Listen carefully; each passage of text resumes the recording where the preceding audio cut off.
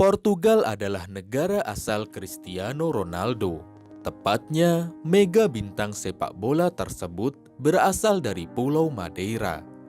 Daerah yang punya pemandangan alam yang cantik itu dapat ditempuh dengan naik penerbangan domestik selama 90 menit dari kota Lisbon.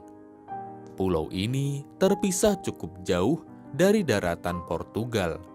Beberapa rute kapal pesiar di Eropa pun pasti banyak yang singgah ke Madeira.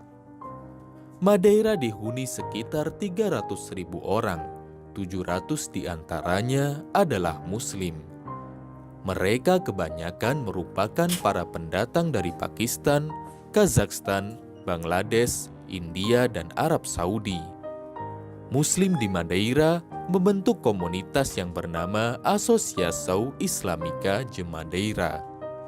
Komunitas ini sering mengadakan ibadah bersama dan menjaga silaturahmi antar sesama Muslim. Pada tahun 2009, Muslim di Madeira mencatatkan sejarah baru. Seperti tertulis dalam laman berita lokal Mundo Portugis, tepatnya 22 Desember 2009, Muslim di Madeira akhirnya memiliki masjid. Itu artinya, pertama kalinya umat Islam di Madeira memiliki masjid dan merupakan masjid ke-34 yang ada di Portugal. Masjid tersebut tak lepas dari perjuangan umat Muslim sendiri dan dibantu oleh komunitas-komunitas Islam di daerah lain di Portugal. Bahkan pemerintah Pulau Madeira pun turun tangan memberikan bantuan. Tapi masjid yang diberi nama Asociação Islâmica de Madeira ini bukan seperti masjid-masjid pada umumnya. Tidak memiliki menara dan kubah besar pun hiasan-hiasan kaligrafi. Masjid ini ternyata berada di dalam apartemen. Dikutip dari detik.com, Ketua Komunitas Muslim dari Lisbon, Abdul Karim Fakil, saat peresmian Masjid Asociação Islâmica de Madeira mengatakan, Portugal adalah contoh bagaimana antar kelompok, agama, dan etnis hidup saling berdampingan dan menghormati secara harmonis. Populasi Muslim pada 2019 menurut Wikipedia sekitar 65.000 dari 11 juta penduduk Portugal. Mayoritas merupakan Sunni. Dulu, Islam pernah menguasai sebagian besar wilayah yang kini menjadi Portugal dan Spanyol, yakni dari abad ke-8 hingga ke-13.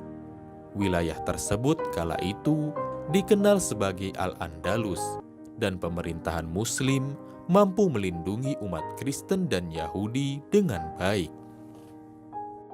Namun, dengan bantuan tentara salib, Kristen pada abad ke-13 berhasil memenangkan perang. Nah, saat berhasil menguasai wilayah Portugal, kerajaan Kristen mulai menggeser posisi pemerintahan Islam.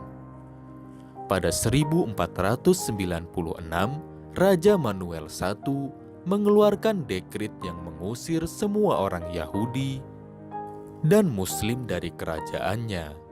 Koeksistensi dan kerjasama Andalusia berakhir. Kediktatoran nasionalis Kristen yang memerintah Portugal dari 1933 hingga 1974 menggambarkan Muslim sebagai musuh. Selama kediktatoran Kristen itu, jejak sejarah Islam dihapus, kata Maria Cardeira da Silva, seorang profesor antropologi di Nova University Lisbon, dilansir di Middle East Eye. Kini, warisan Islam telah banyak dilupakan di negara yang mayoritas penduduknya beragama Katolik itu. Di sekolah Portugal, selama 5 abad pemerintahan yang dipimpin Muslim hanya dipelajari begitu singkat. Buku-buku pelajaran lebih menekankan penaklukan kembali oleh penguasa Kristen. Nur Ain Sakur, 30 tahun, anggota komunitas Muslim Lisbon berharap kurikulum sekolah juga mencakup periode panjang koeksistensi antara Muslim, Kristen, dan Yahudi. Saya berharap ada lebih banyak warisan yang ditinggalkan oleh pemerintahan Muslim dipelajari, sebab itu tidak terlalu terkenal di Portugal, katanya, dikutip dari republika.co.id. Semoga.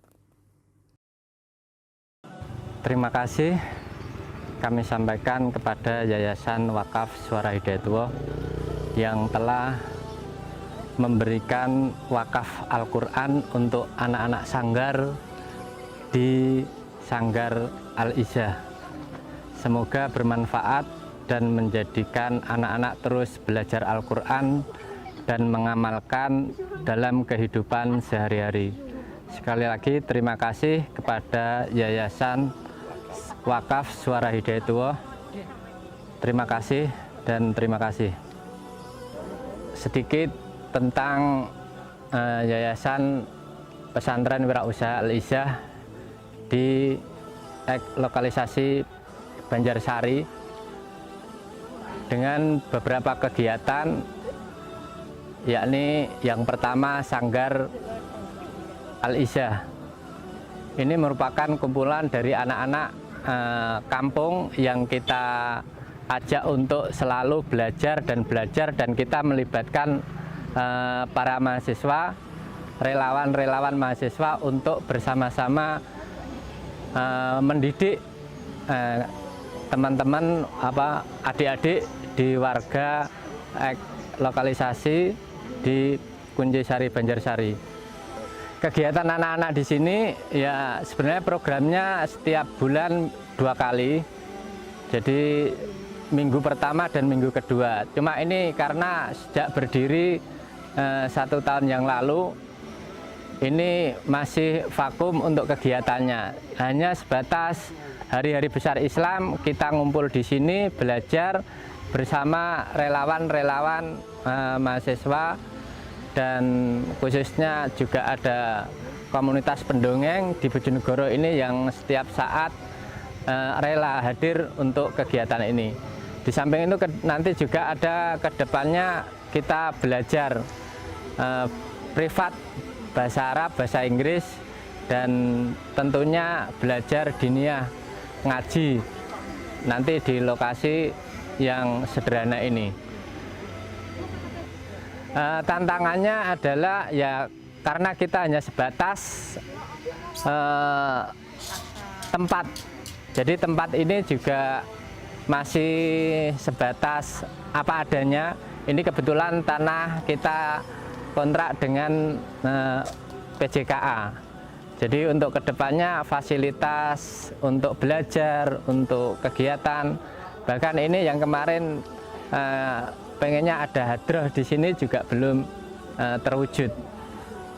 Kalau ada sebuah kegiatan hadroh, anak-anak itu suka untuk datang untuk ini. Tapi kalau hanya sekedar privat ini terkadang jenuh. Makanya saya tiap kegiatan tahun baru Islam kita buat sebaik mungkin program-program yang tidak menjenuhkan anak. Kadang nanti juga rekreasi ke tempat-tempat sambil kita tadabbur alam, belajar dan lain sebagainya.